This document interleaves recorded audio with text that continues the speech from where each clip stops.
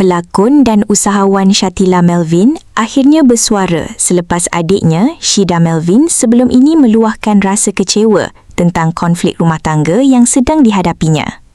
Dalam satu perkongsian penuh emosi, Shatila memberi bayangan bahawa dia tidak akan berdiam diri apabila melibatkan keluarga sendiri, lebih-lebih lagi apabila melihat adiknya didakwa melalui tekanan emosi yang berat. Menurut Shatila, mungkin ada orang menyangka Shida sedang berjuang seorang diri, tapi hakikatnya adiknya mempunyai sistem sokongan keluarga yang sangat kuat di belakangnya. Katanya lagi, hubungan mereka adik-beradik memang terlalu rapat sejak dulu dan perkara itu bukan sesuatu yang orang luar boleh faham dengan mudah. Apa yang lebih menyentuh perhatian ramai bila Shatila bercakap tentang kekuatan mental adiknya. Dia percaya Shida tidak akan mudah jatuh atau hilang kewarasan walaupun berdepan dengan individu yang didakwa mempunyai sifat narsistik.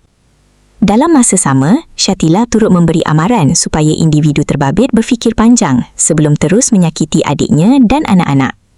Menurutnya, mungkin ada orang lain yang sudah lama tewas bila berdepan tekanan seperti itu, tapi dia yakin adiknya masih kuat sebab tahu keluarga sentiasa akan berdiri di belakangnya.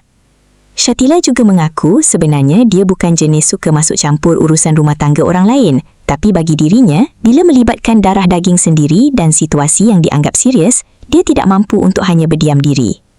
Perkongsian tersebut terus mendapat perhatian netizen dan ramai mula memuji hubungan erat keluarga Melvin yang dilihat sentiasa saling mempertahankan antara satu sama lain ketika berdepan ujian hidup.